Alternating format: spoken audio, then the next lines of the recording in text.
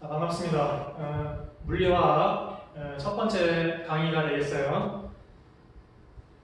이 슬라이드는 지난 시간에 강의를 소개하면서 잠깐 보여드렸던 것인데 이번 학기에 다룰 내용들을 요약해 놓은 것입니다. 다시 한번 살펴보시고 이번 시간에 할 내용이 어디에 위치하고 있는지 감을 잡아보도록 하죠.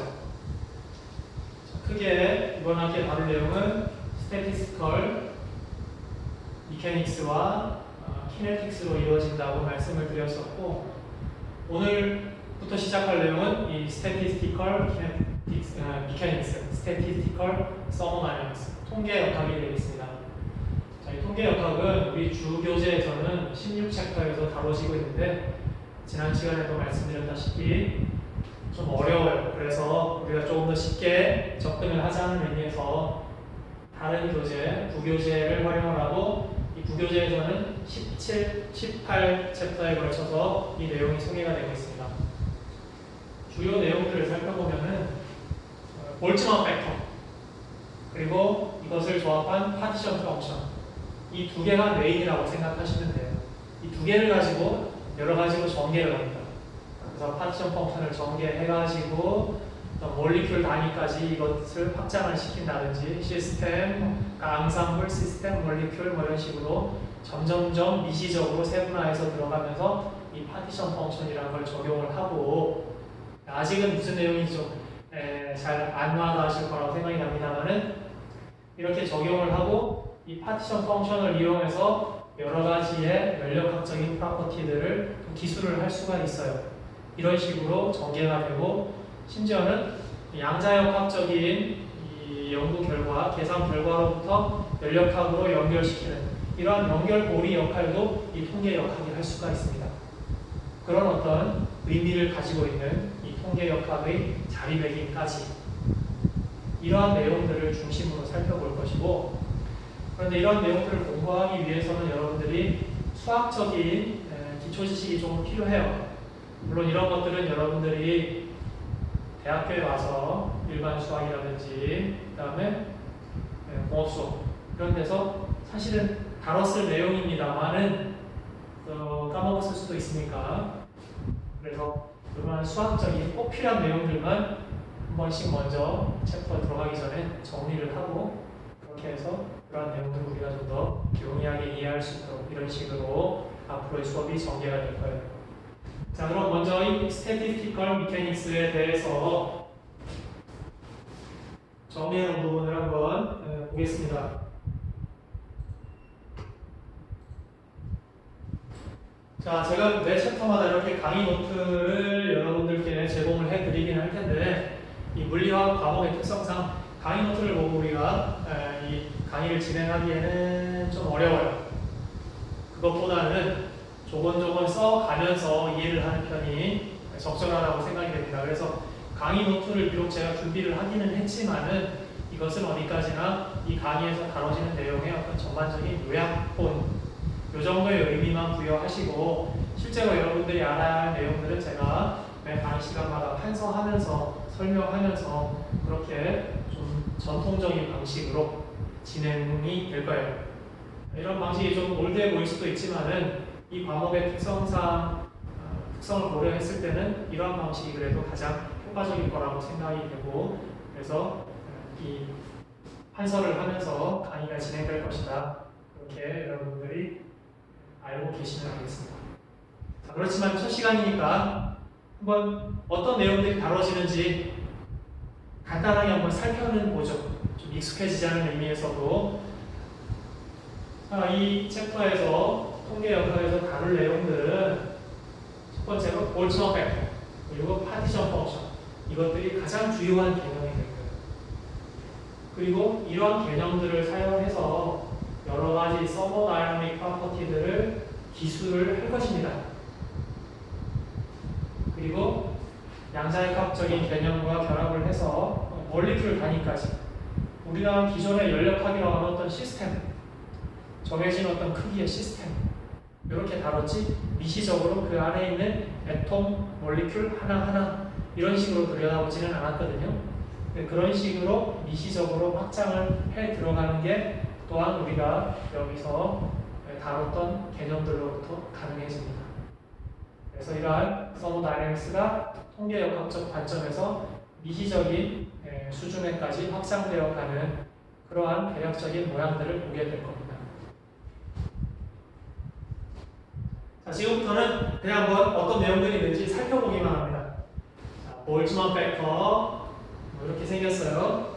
그 다음에 probability, partition function 이런 것들을 다루게 됩니다. 자, 너무 지금 보시면은 수식들이 복잡해가지고 상당히 미리부터 좀 긴장하게 되는데 그러실 필요 없어요. 하나하나 차근차근 하다 보면은 이해할 수 있을 겁니다. 자, 그리고 이러한 것들을 바탕으로 에너지, 비열, 뭐 이런 것들을 보시면은 아까 파티션 펑션을 이러한 기호로 표현을 했었는데 이러한 것들이 곳곳에 나타나고 있죠. 파티션 펑션이라는 것이 아주 파워풀하게 여러 가지 연력학적인 개념들을 기술하는 데 사용될 수 있겠다. 이런 감만 일단 가지고 들어가겠습니다. 심지어는 프레셔, 압력에도 파티션 펑션이 사용이 되어 있죠. 그리고 가스, 아이디얼 가스에서 아이디얼 가스의 상태 방정식에도 들어가 있고, 그리고 몰리큘 단위에서도 이 파티션 펑션을 적용을 할 수가 있다. 몰리큘이 가지는 에너지들, 몰리큘의 일렉트론이 가지는 에너지, 몰리큘의 바이브레이션, 그 다음에 로테이션, 트랜슬레이션, 운동 이런 것들을 다 나눠가지고 각각에 대해서 파티션 펑션으로부터 기술을 해서 그럼으로 해서 어떤 몰리큘이 가지는 토탈 에너지까지도 또 기술을 하는 이러한 미시적인 관점까지 접근해 갈 수가 있습니다. 그 외에 여러 가지 서머다이내믹 프로퍼티들이 파티션 펑션으로 기술이 되는 그러한 모습들을 볼 수가 있어요. 자, 그래서 이번 챕터가 끝나고 나서 여러분들이 이 강의 노트의 요약본을 다시 한번 보시면은 정리를 하실 수 있을 거라고 생각이 듭니다. 자, 그러면은 아까 말씀드렸던 것처럼 우선은 우리가 이 수학적인 배경 지식이 좀 필요해요. 그래서 probability, 확률에 대한 그 다음에 partial differentiation, 편미분이 되겠죠. 요거에 대해서 우리가 이 방대한 내용을 다 다루지는 않을 거고 우리가 이 볼츠만 팩터와 파티션 펑션, 통계역학을 공부하는 데 있어서 꼭 필요한 부분에 대해서만 정리를 하고 들어갈 수 있도록 하겠습니다.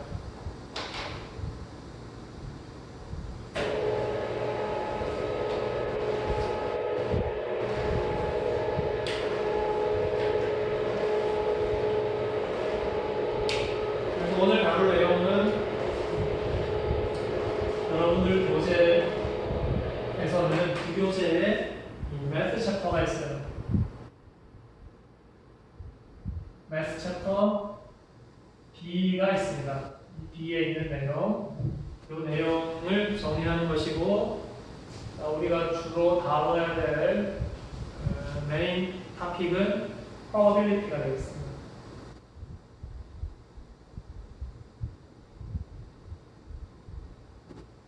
자, 그러면 이제 한번 고려를 해보죠. 자, 좀 논의를 쉽게 하기 위해서 이런 상황을 한번 가정해요.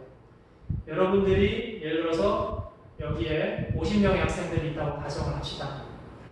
그 50명의 학생들이 지갑을 가지고 있고 지갑 안에 10,000원짜리 지폐가 있다고 가정을 해볼게요. 그러면은 10,000원짜리를 제가 다 조사를 해본다고 가정을 해볼게요. 그러면 어떤 학생은 10,000원짜리 한 장도 없어요. 또 어떤 학생은 10,000원짜리 한 장이 있고 어떤 학생은 10,000원짜리가 한 5장쯤 있고 그런 식으로 제가 한번 통계를 내봅니다. 10,000원짜리가 한 장 있는 학생이 몇 명, 10,000원짜리가 2장 있는 학생이 몇 명, 그런 식으로 통계를 내서 그래프로 정리를 한번 해봤다고 합시다. 그래서 이 가로축은 지갑 안에 들어있는 만원 지폐의 장수.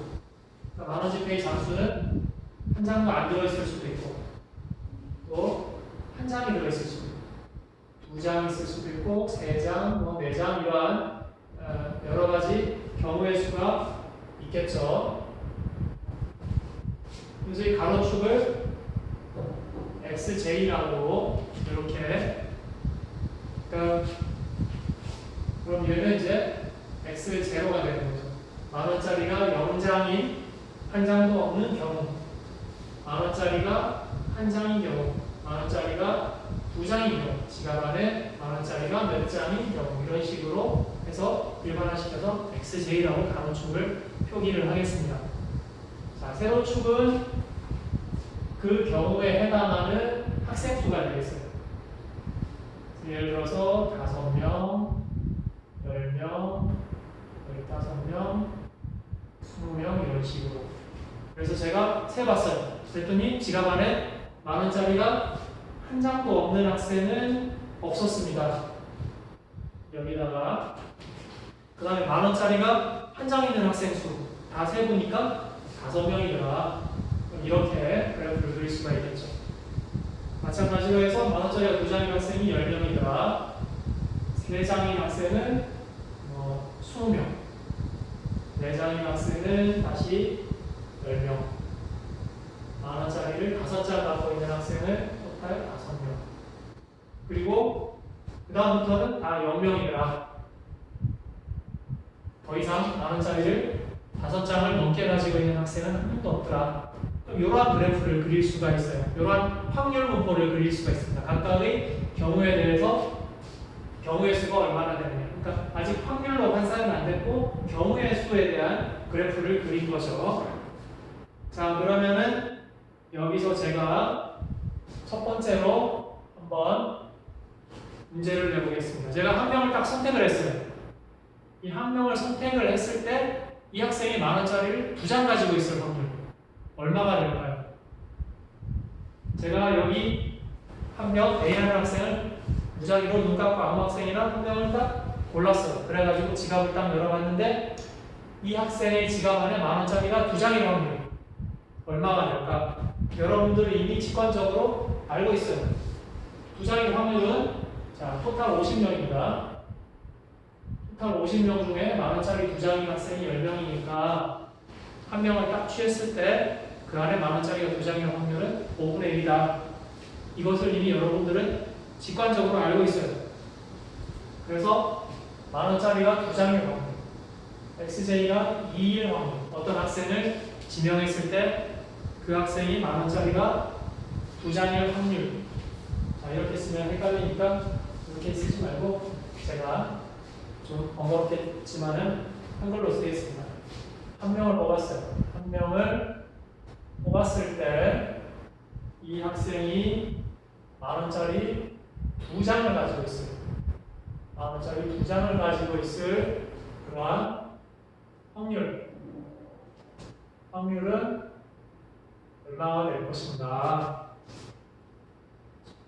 즉 여러분들이 직관적으로 알고 있습니다. 50명 중에 10명이 2장을 가지고 있으니까 한 명을 뽑아도 이 학생이 만원짜리 2장을 갖고 있을 확률은 5분의 1이 될 것이다.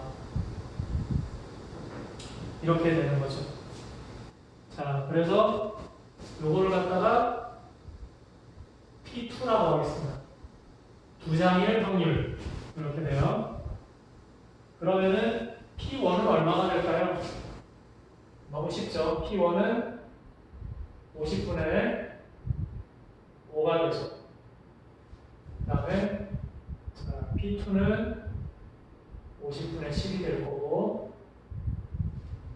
P3는 50분의 20 이런 식으로 확률을 줄 수가 있습니다.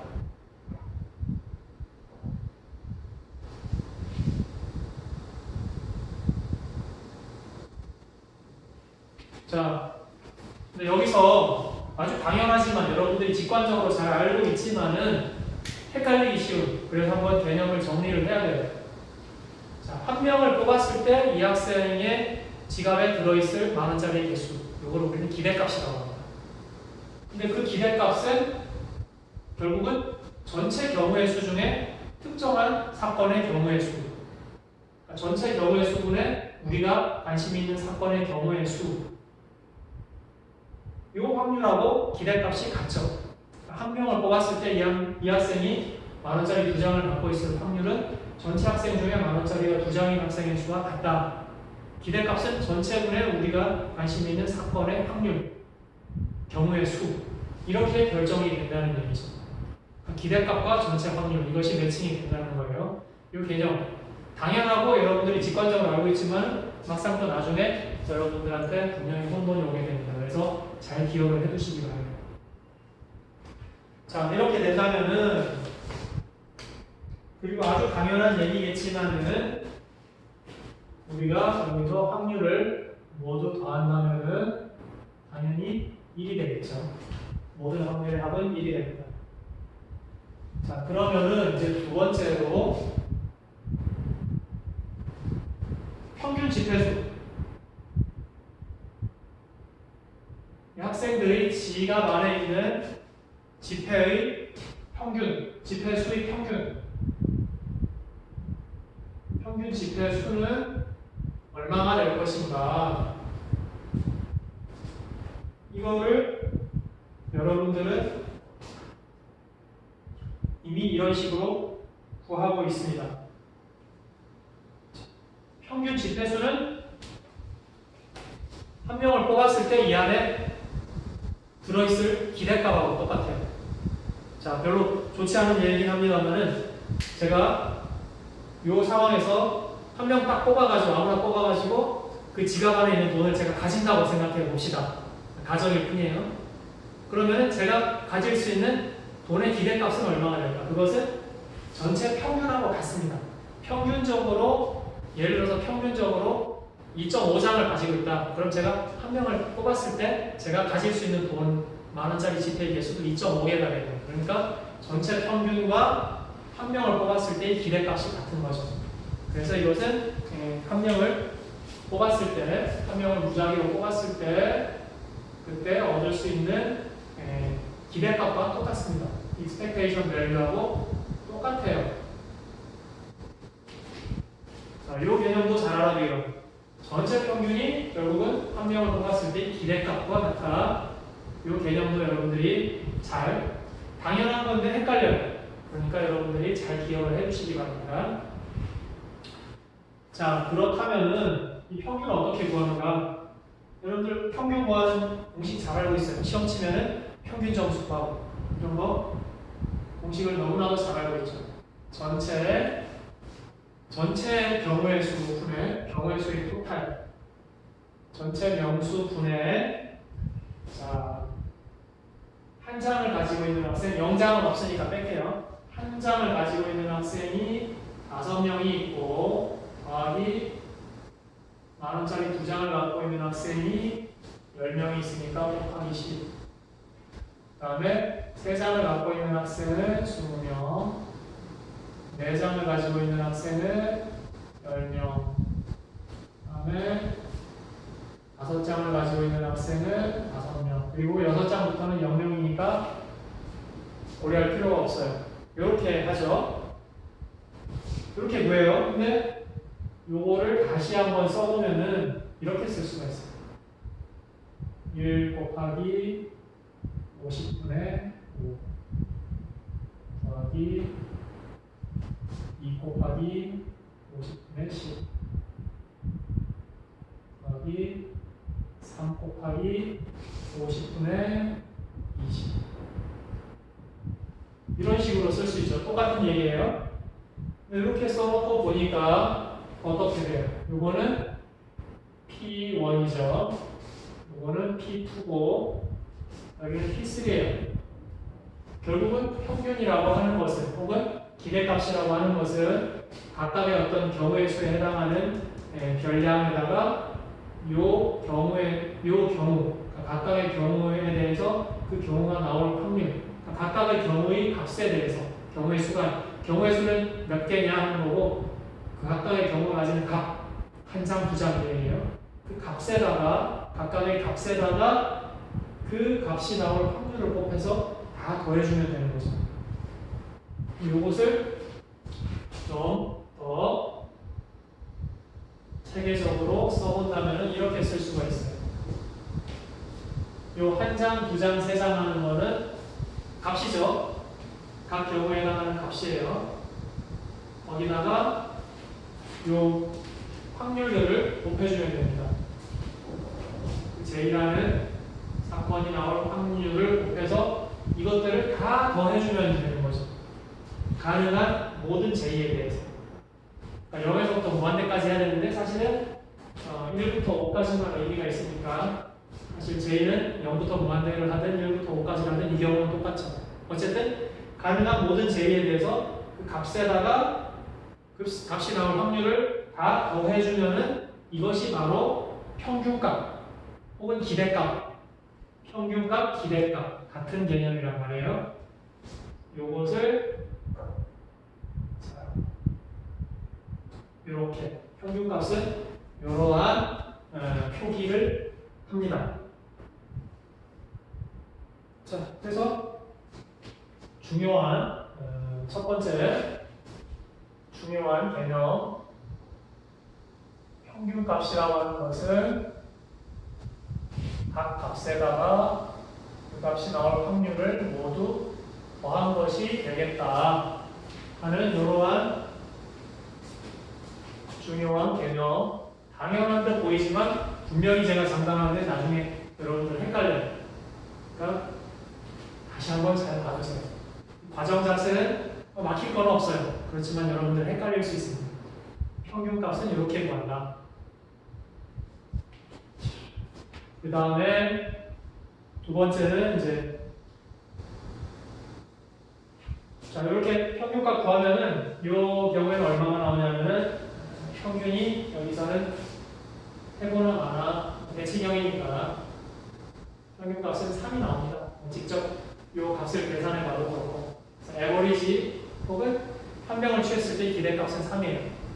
그러니까 전체적으로 여러분들 여기 있는 50명의 학생들은 지갑에 평균적으로 3개의 만원짜리를 가지고 있고 그 말은 제가 아무나 한 명을 딱 집었을 때 그 안에 있는 돈을 가진다고 했을 때 그때의 기대값이 3만 원이 된다는 얘기가 되는 거죠. 그래서 평균값과 기대값이 같은 개념이 된다. 그런 얘기입니다.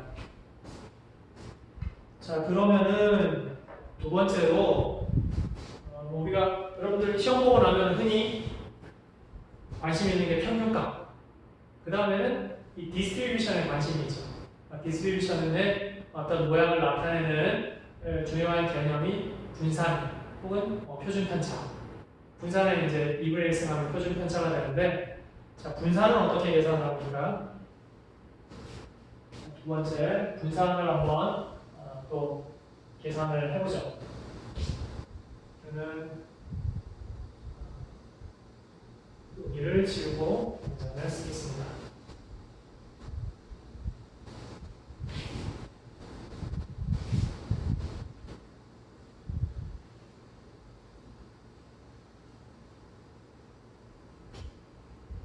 분산. 자, 세 번째 분산. 시그마 제곱. 이렇게 표기를 하죠. 표준편차의 제곱이니까. 이것은 역시 여러분들이 이거 계산하는 식은 너무나도 잘 알고 있습니다. 50분의 첫 번째 한 장에서 평균값을 빼야 되죠. 평균값은 3이에요. 3을 빼서 제곱을 해야 되죠. 그죠? 제곱 안 하면 답에는 0이 되어버리니까. 그리고 5명. 더하기 두 장에서 평균값을 빼서 제곱하고 10명. 그 다음에 세 장에서 평균값을 빼서 제곱해서 20명. 자, 한번 뒤에 더 있는데 생략하겠습니다. 자, 그러면은 이것은 어떻게 되나요? 1 빼기 3의 제곱 곱하기 50분의 5 더하기 2 빼기 3의 제곱 곱하기 50분의 7 이렇게 되고, 역시 여기서 이게 P1, P2 이런 식으로 되죠. 따라서 이것을 정리를 해주면은 시그마에 자 좁으니까 여기다가 쓸게요. 시그마에 여기 한 장, 두 장, 세 장 들어가는 거는 xj입니다. 만원짜리 장수예요. 어떤 각 경우의 값이 됩니다. 거기서 에버리지를 빼줘야 되죠. 에버리지는 이렇게 표기한다고 했어요. 그러니까 평균 값을 여기서 이제 3이죠. 평균 값을 빼서 제곱을 하고 거기다가 확률을 곱해서 다 더해주면은 그러면은 분산이 만들어지네요. 그죠? 그래서 분산은 이런 식으로 표기를 할 수가 있겠습니다. 자, 그런데 이렇게 분산의 정의는 이렇게 돼요. 근데 이것을 한번 전개를 해볼까요? 계산을 한번 전개를 해보겠습니다. 그러면은 시그마에 요 괄호 안에 있는 거를 제곱을 한번 해볼게요. 그러면은 xj의 제곱 빼기 2xj의 평균값 그다음에 더하기 평균값의 제곱 그리고 이렇게 된단 말이죠. 그러면 요거를 다시 한 번 더 정리를 해보겠습니다. 시그마의 첫 번째 남는 건 xj 제곱의 pj 이렇게 되고 그 다음에 두 번째는 2배의 시그마의 xj 그 다음에 평균값 pj 그 다음에 시그마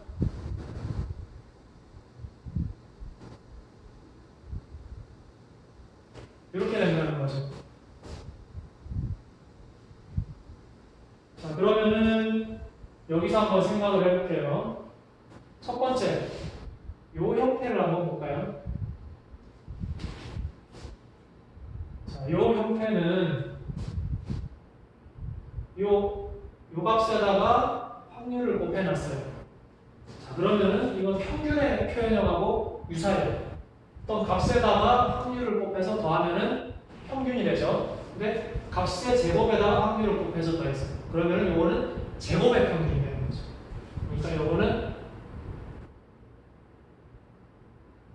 제곱값들의 평균 이렇게 쓸 수가 있겠습니다.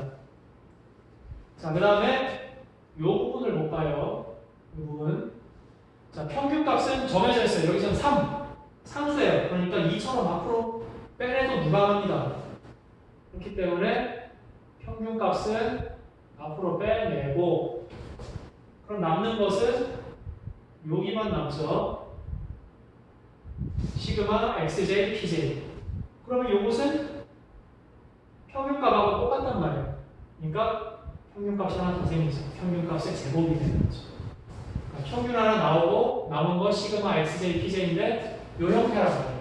그러니까 여기 하나 에버리지가 하나 더 생겨요. 그래서 똑같은 게 두 개라서 제곱이 되는 거예요. 그 다음에 여기는 자 평균값은 상수란 말이에요. 정해져 있어요. 3의 제곱이죠. 그러니까 여기서는 평균값은 시그마 밖으로 꺼내도 무방합니다. 그럼 남는 것은 이렇게만 남는데 확률을 다 더하면 1이 돼요. 그러니까 이것도 1이 되는 거죠. 그러니까 이거 필요가 없는 거죠. 얘는 1이 되니까 결국은 이것만 남게 되는 거예요. 그래서 결국 정리를 해보면은 이 식은 어떻게 되냐면은 요거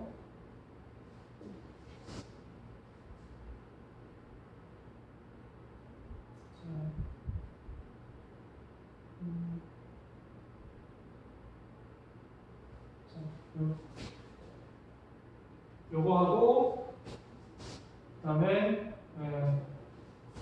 요거 여기 마이너스가 있으니까 첫 번째 요거를 먼저 적어줍시다. 그러면은 자 얘는 제곱의 평균 이렇게 되는 거죠. 제곱값의 평균. 그 다음에 빼기 요 두 개를 계산하면은 이렇게 되죠. 그래서 분산은 결국 어떻게 돼요?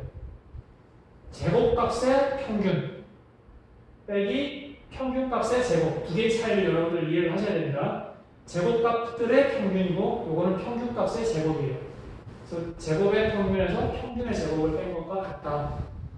이렇게 분산을 정의를 할 수가 있겠습니다. 자, 분산은 정의는 이렇게 되는데 자, 이 아래쪽은 좀 지울게요.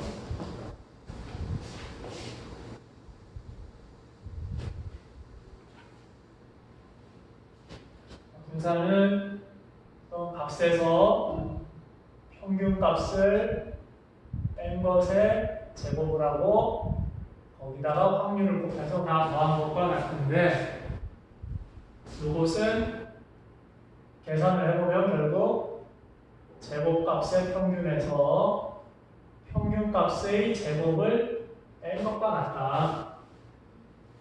이렇게 이해를 할 수가 있습니다. 자, 이런 식으로 확률, 그 다음에 평균, 분산, 그리고 기대값 이런 개념들을 정리를 해봤어요. 아주 간단한 예입니다만은 이런 식으로 전개를 해봤어요. 그래서 결론적으로 이러한 형태가 나온다. 특히 이 평균값이라고 하는 거는 각 값에다가 그 값이 나올 확률을 전부 더한 것이다. 이 형태 확실하게 기억을 해 주시기 바랍니다. 값에다가 확률을 더한 게 평균이다. 그러니까 여기서도 여기는 제곱값에다가 확률을 더한 거니까 제곱값의 평균이다. 이런 식으로 평균이 기술이 되는 거예요. 이 형태 단순하지만 헷갈려요. 나중에 되면. 그러니까 반드시 기억해두고 이해해 주시기 바랍니다.